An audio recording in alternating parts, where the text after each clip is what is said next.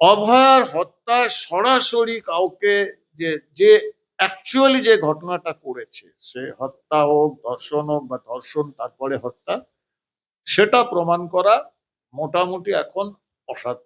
মানে ভারতীয় ন্যায় সংহিতা বলছে যে আপনি যদি একটা কোনো ষড়যন্ত্র ঘটলো বা একটা নারকীয় ঘটনা ঘটলো বা একটা সাংঘাতিক অপরাধ সংঘটিত হলো, সেই অপরাধে যে সরাসরি ইনভলভ, যে করেছে, এক্সিকিউট করেছে, তার যে শাস্তি হবে, সে ফাঁসি হোক, যাবজ্জীবন মানে লাইফ টাইম হোক, 14 বছর হোক, হোয়াট এভার, তার যে সাজা হবে, তার সঙ্গে ষড়যন্ত্রকারী যারা, চাहे 5 জন হোক, চাहे 50 জন হোক, চাहे সর্বোচ্চ ক্ষমতাধারী সংবিধানের শাসন শপথ নেওয়া লোক হোক, যা পুলিশ ডিপার্টমেন্টের সর্বোচ্চ লোক, সে যেই থাকুক না কেন, যদি প্রমাণিত হয় যে এরা এই নারকীয় ঘৃণ্য ষড়যন্ত্রের অংশীদার, লার্জার কনস্পিরেসিতে ইনভলভ, তাদেরও কিন্তু নতুন ভিএনএস ভারতীয় ন্যায় সংহিতা অনুযায়ী তাদের ওই একই শাস্তি হবে। ইনডাইরেক্ট এভিডেন্সে এই যারা ষড়যন্ত্রকারী, চায় ওই প্রাক্তন বিধায়ক, চায় কাউন্সিলর, একটা কেউ ছাড় পাবে না। আজ রাত্রে বেলায় বা ভোরবেলায় যখনই ঘটনাটা ঘটে, তখনই কি মমতা ব্যানার্জির কাছে ফোন যায় এবং তারপর উনি সারা রাত ধরে প্ল্যান করেন যে কি করে এই প্রমাণ নষ্ট করা হয়? সাধারণ মানুষ চূড়ান্ততম আহ, অত্যাচারের শিকার হচ্ছে, মানবাধিকার লঙ্ঘন হচ্ছে, সেখানে মাসের পর মাস লেগে যায় সুপ্রিম কোর্টে ডেট পেতে। আর একজন এরকম যার 18-20টা যার এগেনস্টে এফআইআর, সে এত তাড়াতাড়ি ডেট পেয়ে যাচ্ছে সুপ্রিম কোর্টে, এত তাড়াতাড়ি রায় বেরিয়ে যাচ্ছে যে তারও মানবাধিকার আছে। মানবাধিকার কি শুধুমাত্র অভিষেক ব্যানার্জিরই আছে? কামদুনির ওই রকম নৃশংস হত্যার পরে ওই আমাদের কন্যা সন্তানকে গণধর্ষণের পরে যখন পা চিরে মেরে ফেলা হয়, সেই ধর্ষকগুলো যখন মমতা ব্যানার্জির বদান্যতায় ঘুরে বেড়ায় রাস্তায়, তখন সুপ্রিম কোর্টের মানবাধিকারের কষ্ট কোথায় যায়? অভিষেক ব্যানার্জি ইমিডিয়েটলি চোখের চিকিৎসার জন্য বাইরে আছে, তার জন্য সুপ্রিম কোর্টের এত মাথা ব্যথা যে ওর তো মানবাধিকার আছে, চিকিৎসাকে নিশ্চয়ই আছে, আপনি দিন, কিন্তু এত তাড়াতাড়ি আপনার কাছে পৌঁছাচ্ছে কি করে? ভারতবর্ষে অন্য মানুষরা কেন মানবাধিকার পায় না? আমি তো 1 লক্ষ উদাহরণ দিতে পারি যে he is also part of a deep state. আমি বিশ্বাস করতে চাই না। বিকাশ রঞ্জন ভট্টাচার্য ডিপ স্টেটের পার্ট? বিশ্বাস করতে চাই না। আমার সামনে কেউ বললে আমি চূড়ান্ত তীব্র প্রতিবাদ করব, প্রতিরোধ করব, আমি বিশ্বাসই করতে চাই না।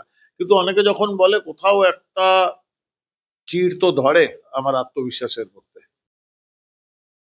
নমস্কার, দীপাঞ্জন দা, ক্যাম্পেইন কলিং মিডিয়া আপনাকে স্বাগত। দাদা, আমি শুরুতেই আপনার কাছে বলবো, বুধবার সকালেই বিধায়কদের নিজ নিজ এলাকায় নেতাজির নামে সেবা কেন্দ্র তৈরির নির্দেশ দিলেন মুখ্যমন্ত্রী শুভেন্দু অধিকারী। আর এদিন সন্ধ্যায় সাংবাদিক বৈঠক করে মুখ্যমন্ত্রী নির্দেশ দিলেন যে যারা নেতাজি সুভাষচন্দ্র বসু সম্পর্কে কটূক্তি করেছেন তাদের বিরুদ্ধে কড়া ব্যবস্থা নেওয়া হবে, প্রয়োজনে গ্রেফতারও করা হবে। এই নির্দেশের পরই প্রশ্ন উঠছে, বিজেপির রাজ্যসভার সাংসদ অনন্ত মহারাজের ক্ষেত্রেও কি একইভাবে ব্যবস্থা নেওয়া হবে? কি বলবেন? দেখুন, আমার মনে হয় নেতাজি সুভাষচন্দ্র বসু অন্তত ভারতীয় জনতা পার্টি এবং তার কর্মীদের মধ্যে, কর্মী মানে নেতা, মন্ত্রী, সাংসদ, মানে প্রধানমন্ত্রী থেকে দীপাঞ্জন চক্রবর্তী, প্রত্যেকে যারা ভারতীয় জনতা পার্টির সদস্য, যারা ডক্টর শ্যামা প্রসাদ মুখার্জির, দীনদয়াল উপাধ্যায়জি, এনাদের আদর্শে দীক্ষিত, তাদের কাছে নেতাজি সুভাষচন্দ্র বসু একজন অবতার, আইকন তো বলবো না। আর আপনি কিসব মহারাজ টহারাজ বলছেন, এদের কোনো স্থান নেই। বাঙালি বা ভারতীয়দের কাছে নেতাজি সুভাষচন্দ্র বসু যে জায়গাটায় রয়েছে, 0.001% জায়গাও, ইনফ্যাক্ট ওই কি সব নাম, অনন্ত নগেন্দ্র, আবার তো শুনলাম তার নাম নগেন্দ্র, যাকগে, ওই লোকটাকে আমি চিনিও না, জানিও না, কিন্তু এটুকু বলতে পারি যে এ নিছক একজন উন্মাদ, মানসিকভাবে বিকৃত। তার বিরুদ্ধে দল কি ব্যবস্থা নয় দেখা যাবে, নিশ্চয়ই দেখবো আমরা। আইন অনুযায়ী কি ব্যবস্থা হবে সেটাও দেখবো, কারণ আমাদের বাংলার মুখ্যমন্ত্রী মাননীয় শুভেন্দু অধিকারীর উপর আমাদের পুরো ভরসা রয়েছে এবং উনি জানেন যে নেতাজি সুভাষচন্দ্র বসুকে কি করে সম্মান করতে হয়। ভারতের প্রধানমন্ত্রীও জানেন যে নেতাজি সুভাষচন্দ্র বসুকে কিভাবে সম্মান করতে হয়। দীপাঞ্জন দা, আরজি করের 8ই এবং 9ই আগস্টের রাতের ঘটনায় একই ভবনের কর্মী, চিকিৎসক এবং নিরাপত্তা কর্মীদের আবারও তলব করছে সিবিআই। তাহলে কি ধরে নিতে হবে আগের তদন্তে গুরুত্বপূর্ণ তথ্য নজর এড়িয়ে গিয়েছিল? পরিবারের অভিযোগ অনুযায়ী এক নার্সের বয়ান এবং তার মোবাইলে থাকা সম্ভাব্য গুরুত্বপূর্ণ তথ্য কেন তখন গুরুত্ব পেল না, এইটা প্রশ্ন উঠছে কিন্তু দাদা। অভয়ার হত্যা সরাসরি কাউকে যে যে অ্যাকচুয়ালি যে ঘটনাটা করেছে, সে হত্যা হোক, ধর্ষণ হোক বা ধর্ষণ তারপরে হত্যা, সেটা প্রমাণ করা মোটামুটি এখন অসাধ্য। যেরকম ভাবে সুনিপুণ ভাবে বাংলার বিভিন্ন পেশা, চাहे পুলিশ, চাहे ইনভেস্টিগেশন, চাहे লিগাল, চাहे পোস্টমর্টম, চাहे ফরেন্সিক, বিভিন্ন পেশার আমরা জানিয়ে নি, বহু আলোচনা হয়েছে যে সেখানে সর্বোচ্চ এবং সব থেকে পেশাগতভাবে দক্ষ লোকরা ওখানে ছিল। অঙ্গুলি হেলন ছিল বা ইশারা থেকে কন্ট্রোল করেছে সংবিধানের শপথ নেওয়া সর্বোচ্চ ব্যক্তি তৎকালীন, যিনি বলেওছেন যে আমি সারা রাত পুলিশ কমিশনারের সঙ্গে ফোনে কোঅর্ডিনেট করেছি। এবং তারপর এতগুলো সুদক্ষ পেশাদার তারা মিলে যখন 12 ঘন্টা 14 ঘন্টা সময় পায় সিবিআই টেক ওভার করার আগে, তো তাদের জন্য সে প্রমাণ নিপুণ ভাবে ধ্বংস করা, বিলোপ করে দেওয়া খুব সহজ, খুব সহজ। এবং সেটা তারপরে প্রমাণ করা 3 দিন পরে সিবিআই এর পক্ষে আমি ব্যক্তিগত মনে করি এটা অসাধ্য। আর কোনটা প্রমাণিত করা যেতেই পারে, সেটা হচ্ছে যে একটা নারকীয় ষড়যন্ত্র, যে ষড়যন্ত্রে বহু প্রভাবশালী লোক, সেই ষড়যন্ত্রটা কিন্তু সিবিআই বা আমাদের কলকাতা পুলিশের গোয়েন্দারা এটা কিন্তু প্রমাণ করতে পারে। এটাও আমি কিন্তু আবার জোর দিয়ে বলছি, এটা প্রমাণ করা সম্ভব। এবং ভারতীয় ন্যায় সংহিতা কিন্তু বলছে একটা খুব ইন্টারেস্টিং ডেভেলপমেন্ট রয়েছে সেখানে। ভারতীয় ন্যায় সংহিতা বলছে যে আপনি যদি একটা কোনো ষড়যন্ত্র ঘটলো বা একটা নারকীয় ঘটনা ঘটলো বা একটা সাংঘাতিক অপরাধ সংঘটিত হলো, সেই অপরাধে যে সরাসরি ইনভলভ, যে করেছে, এক্সিকিউট করেছে, তার যে শাস্তি হবে, সে ফাঁসি হোক, যাবজ্জীবন মানে লাইফ টাইম হোক, 14 বছর হোক, হোয়াট এভার, তার যে সাজা হবে, তার সঙ্গে ষড়যন্ত্রকারী যারা, চাहे 5 জন হোক, চাहे 50 জন হোক, চাहे সর্বোচ্চ ক্ষমতাধারী সংবিধানের শাসন শপথ নেওয়া লোক হোক, যা পুলিশ ডিপার্টমেন্টের সর্বোচ্চ লোক, সে যেই থাকুক না কেন, যদি প্রমাণিত হয় যে এরা এই নারকীয় ঘৃণ্য ষড়যন্ত্রের অংশীদার, লার্জার কনস্পিরেসিতে ইনভলভ, তাদেরও কিন্তু নতুন ভিএনএস ভারতীয় ন্যায় সংহিতা অনুযায়ী তাদের ওই একই শাস্তি হবে, যে শাস্তি যে প্রত্যক্ষভাবে খুন করেছে বা দর্শন করেছে বা দর্শন করে খুন করেছে, তার যা শাস্তি, সেটা কিন্তু যদি 40 জনের মধ্যে ইনভলভ থাকে, 40 জনও কিন্তু ওই একই শাস্তি পাবে, কারণ তারা ওই নারকীয় ষড়যন্ত্রের অংশীদার। তো ওটা কিন্তু এখনো করা সম্ভব এবং খুব ভালোভাবেই সম্ভব। আমি আশা করব সিবিআই হোক, রাজ্য সরকার হোক, রাজ্য সরকারের পুলিশ হোক, ওয়েস্ট বেঙ্গল পুলিশ হোক, সবাই মিলে একজোট হয়ে অভয়ার আত্মাকে আমরা শান্তি দেই, ও যেন বিচার পায়। এই বিচারটাও পাবে যারা ষড়যন্ত্রকারী। যদি ওই সঞ্জয় রায়ের ফাঁসির অর্ডার হয়, তাহলে কিন্তু 50 জন যদি থাকে ষড়যন্ত্রকারী, তাদেরও কিন্তু একই রকম শাস্তি পাবে। আমি বলবো দাদা, পরিবার যদি তদন্তকারীদের এমন তথ্য দিয়ে থাকে যা আগে গুরুত্ব পায়নি, তাহলে প্রশ্ন উঠছে আগের তদন্ত কি গাফিলতি হয়েছিল নাকি ইচ্ছাকৃতভাবেই কিছু তথ্যকে উপেক্ষা করা হয়েছিল? সীমা পাহুজা, তদানীন্তন সিবিআই এর যে আইও ছিলেন, ইনভেস্টিগেটিং অফিসার, তার বিরুদ্ধে কিন্তু খোদ রত্না দেবনাথ নিজে অনেকবার প্রশ্ন তুলেছিলেন তার মানে পোটেনশিয়ালিটি নিয়ে। রীতিমতো নতুন সিবিআই দল কি শুধু নতুন করে বয়ান দেবে দীপাঞ্জন দা, নাকি আগের তদন্তের গাফিলতিরও তদন্ত করবে তারা? না, দেখুন, একটা তো ব্যাপার হয় যে যখন যেখানে যে রাজ্যে অপরাধটা সংগঠিত হয়েছে, সেই রাজ্য থেকে, রাজ্যের প্রশাসনের সর্বোচ্চ মহল থেকে যখন এই মেসেজটা জানিয়ে দেওয়া হয় সিবিআই কে হোক বা যে কোনো তদন্তকারী সংস্থাকে, রাজ্য সরকার চাইছে ন্যায় প্রতিষ্ঠা, আইনের শাসন প্রতিষ্ঠা, এবং তাতে কাউকে স্পেয়ার করা হবে না, সে যত বড়ই প্রভাবশালী হোক না কেন, তখন কিন্তু তদন্তের অভিমুখ বদলে যায়। এটা আমরা বহুবার দেখেছি। যে দিল্লিতে ওই জেসিকা লাল এক্সাম্পল, যে সবাই বেকসুর খালাস হয়ে গেছিল, সেইখানে যখন দিল্লি পুলিশের তৎকালীন সরকার এবং দিল্লি পুলিশের অফিসাররা যখন ঘুরে দাঁড়ান, তদন্তের অভিমুখ বদলে যায়। ওই অতি ক্ষমতাশালী ডিপি যাদবের ছেলে বিকাশ যাদব, সে কিন্তু আজও জেলে আছে। যাবজ্জীবন মিনস লাইফ টাইম। ওই পুলিশ করে দেখিয়েছে, ওই সরকার, দিল্লি সরকার করে দেখিয়েছে, কারণ চাপ ছিল।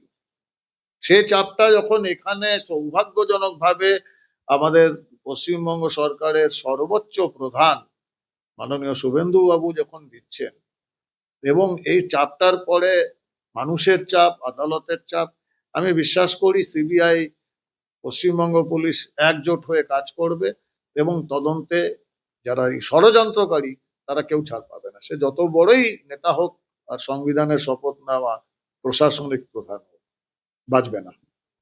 দীপাঞ্জনদা, আমি বলবো কলকাতা হাইকোর্টের পর্যবেক্ষণ যদি এটা হয় যে তদন্ত সঠিক পথে এগোচ্ছে না এবং প্রয়োজনীয় পদক্ষেপ করছে না সিবিআই, তাহলে এতদিনের তদন্তের যে বিশ্বাসযোগ্যতা সেটা নিয়েও কি গুরুতর প্রশ্ন ওঠে না? আদালতের অসন্তোষের পরেও তদন্তের দেরি হলে দায়টা ঠিক কার, দীপাঞ্জনদা?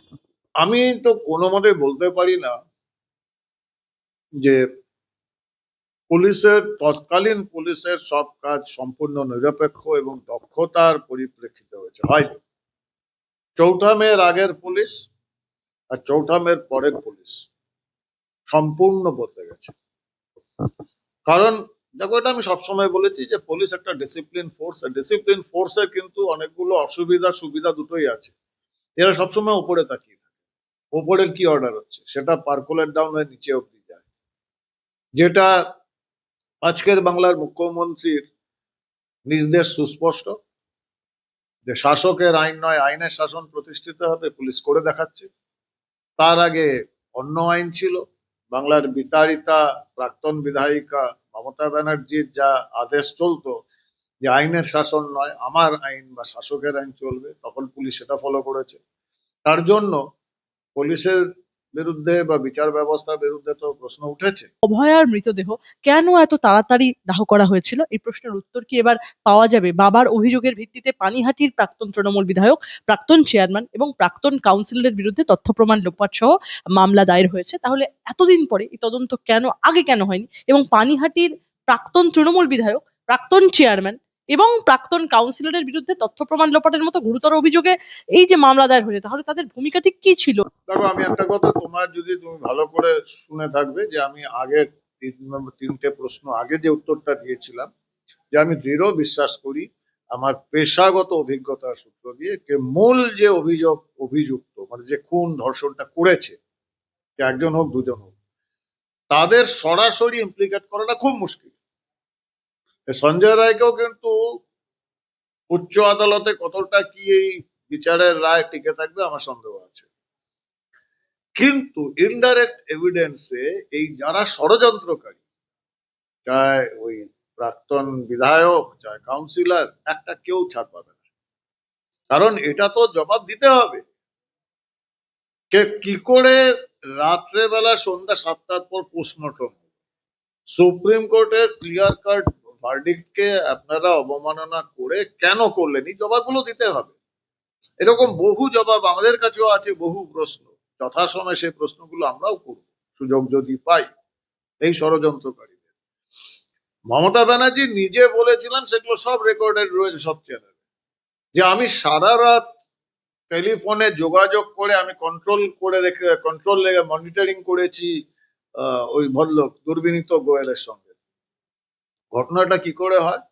আজকে যদি মাঝরাতে বা যে সময় হোক, মাঝরাতে বা ভোরবেলা যখনই হলো ঘটনাটা, ধর্ষণ খুন, পরের দিন সন্ধ্যাবেলায় তো তাকে তাড়িঘড়ি করে দাহ করে দেওয়া হলো।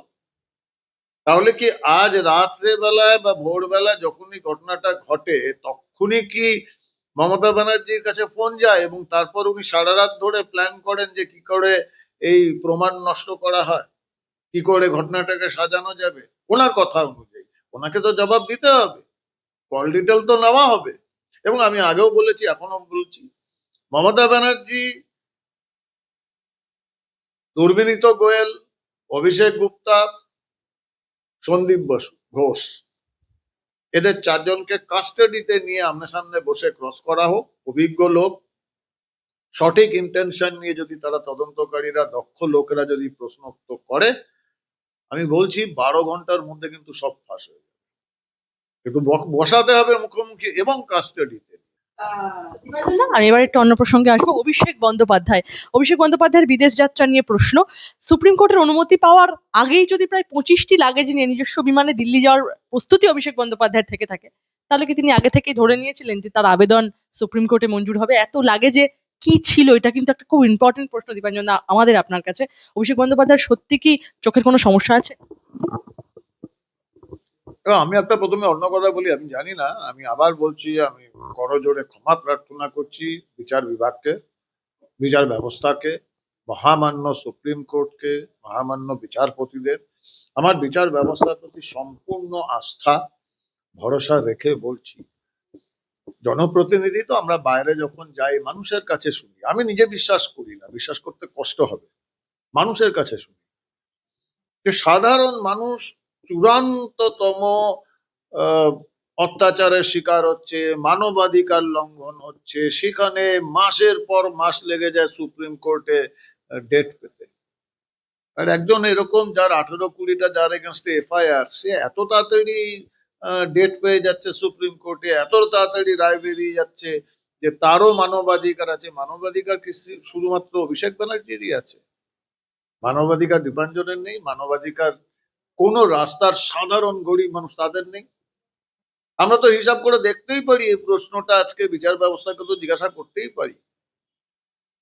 সলমান খানের অভিযুক্ত সেই গাড়ির নিচে যে অতজন মারা গেছিল কুচলে, তারা কি ন্যায় বিচার পেয়েছে?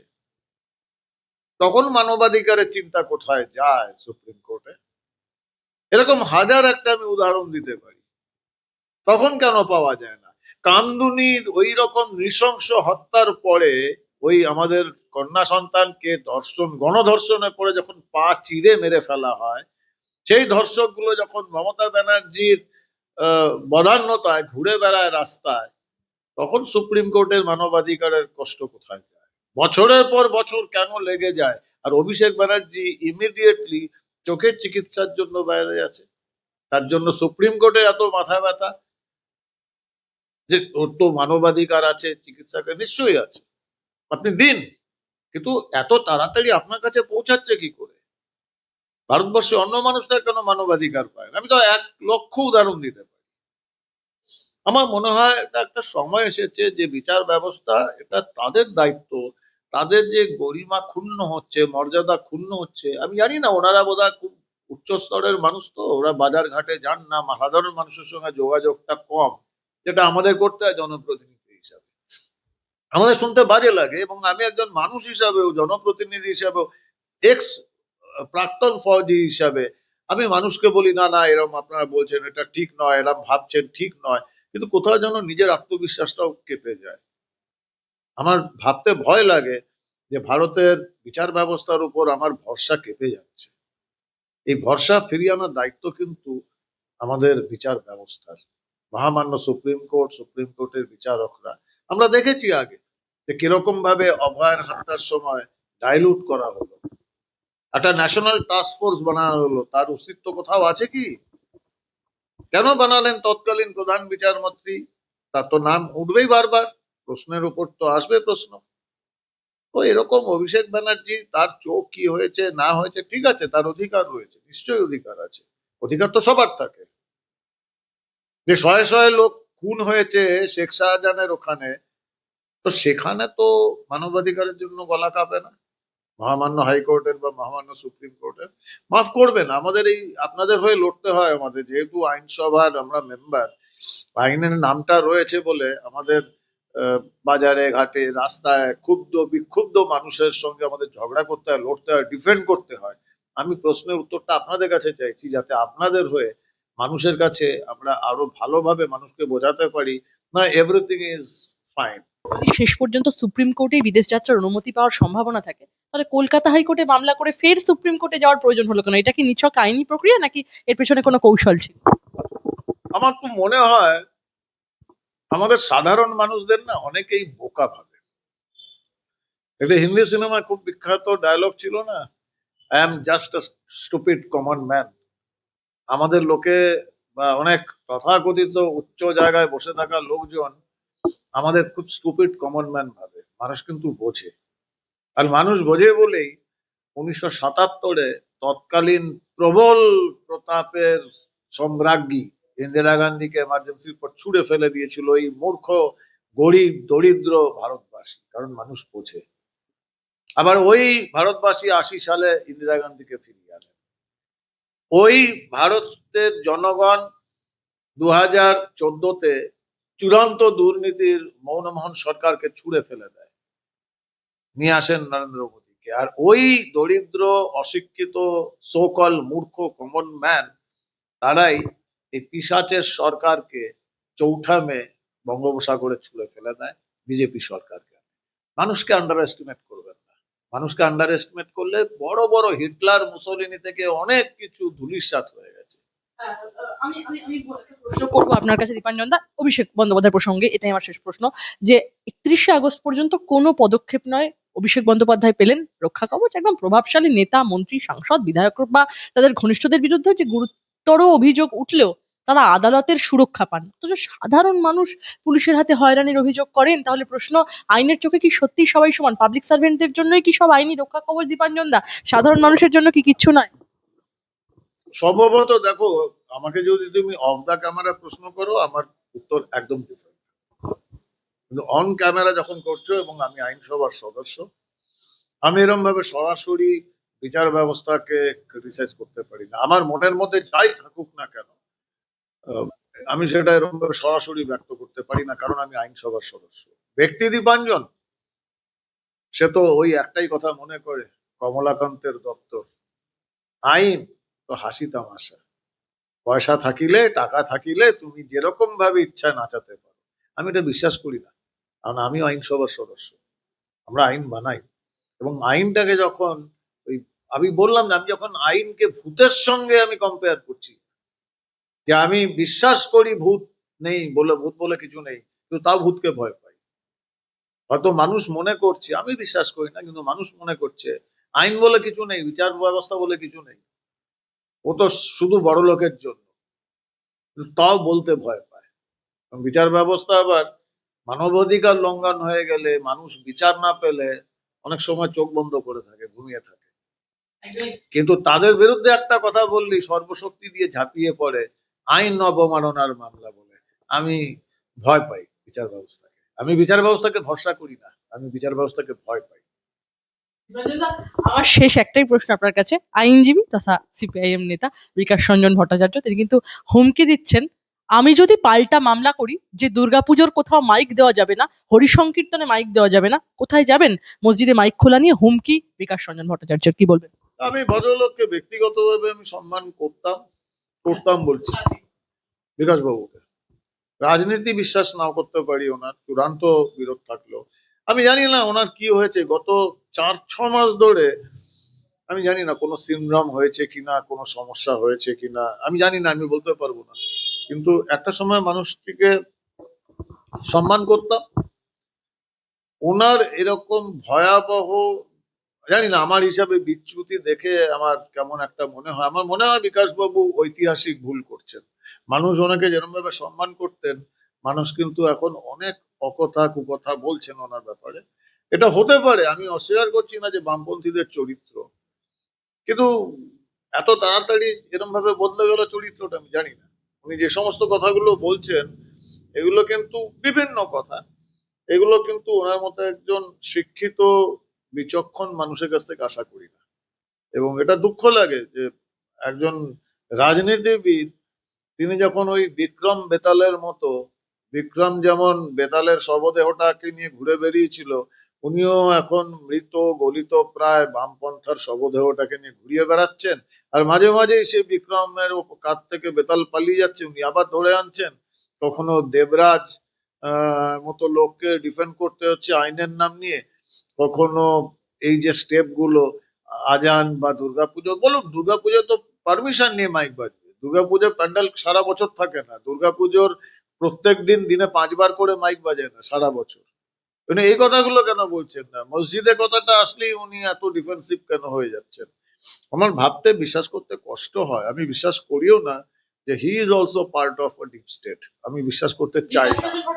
বিকাশ রঞ্জন ভট্টাচার্য ডিপ স্টেটের পার্ট। আমি বিশ্বাস করতে চাই না। আমার সামনে কেউ বললে আমি চূড়ান্ত তীব্র প্রতিবাদ করব, প্রতিরোধ করব, আমি বিশ্বাসই করতে চাই না। কিন্তু অনেকে যখন বলে কোথাও একটা চিড় তো ধরে আমার আত্মবিশ্বাসের মধ্যে।